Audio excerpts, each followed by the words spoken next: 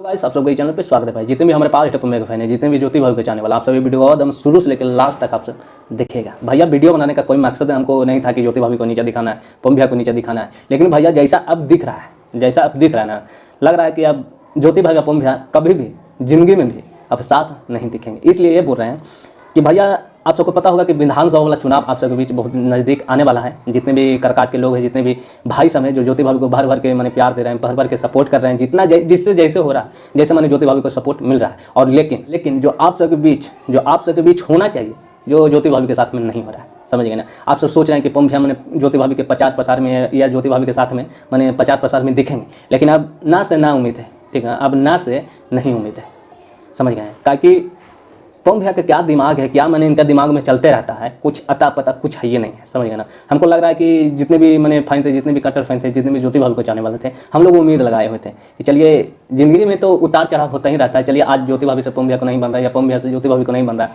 तो चलिए एक समय आते आते ठीक हो जाएगा। फिर भोजपुरी इंडस्ट्री में जैसा अपना अपना सब चल रहा है, जैसे ज्योति भाभी रह रहे हैं, जैसे पम भैया, जितने भी अपना अपना जोड़ी सब साथ में रह रहा है, ऐसे एक साथ पम भैया ज्योति भाभी एक साथ दिखेंगे। लेकिन अब ये ना से ना उम्मीद है, दम नहीं उम्मीद है।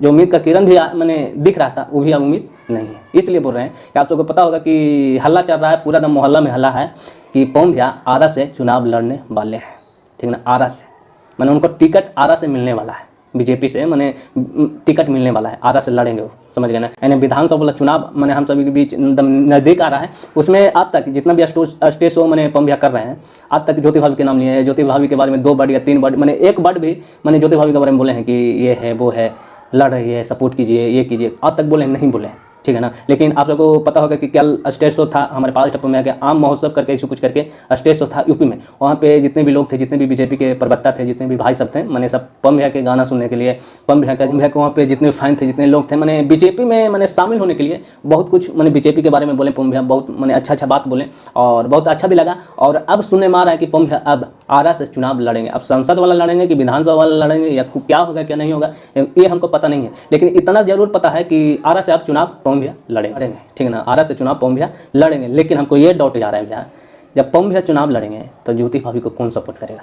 ठीक है, भोजपुरी इंडस्ट्री जितने भी लोग हैं, जितने भी गायक हैं, जितने भी गायक हैं, जैसे कल्लू भैया हो गए, रितेश भैया हो गए, खेसारी भैया हो गए, जितने हीरोइन हैं, जितने भी लोग हैं, सब ठीक है, पम भैया के प्रचार प्रसार में जाएंगे। लेकिन ज्योति भाभी को कौन सपोर्ट करेगा, ज्योति भाभी को कौन सपोर्ट करेगा। ये सरासर गलती है। ये हमको अच्छा एक बुन भी अच्छा नहीं लग रहा है कि ज्योति भाभी को इतना भी नीचा आप सब मत दिखाइए कि बेअगर हो जाए, ठीक है ना। इतना भी निर्दयी आप सब मत बनिए कि बेअगर हो जाए, समझ गए ना। एक लड़की होकर करकाट में अपना नेम फेम सब बोलता है कि पम भैया के चलते करकाट में ज्योति भाभी अपना नाम फेम बनाए। तो ये भैया जो चल रहा था ना, वो अब खत्म हो गया।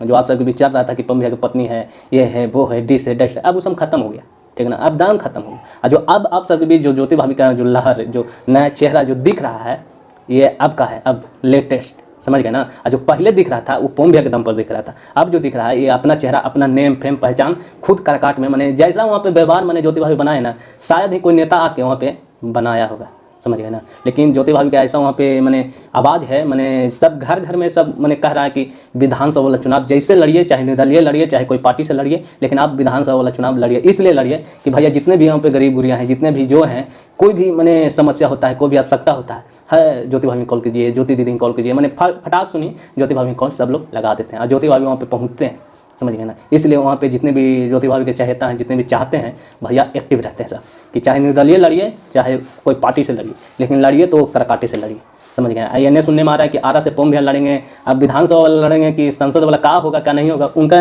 मैंने हवा उड़ा बह रहा है कि पम भैया आरा से चुनाव लड़ेंगे। अब मैंने क्या होगा क्या नहीं होगा इस पर हम ज़्यादा प्रतिक्रिया नहीं दे सकते हैं, लेकिन इतना चल रहा है जरूर कि आरा से चुनाव अब पम भैया लड़ेंगे।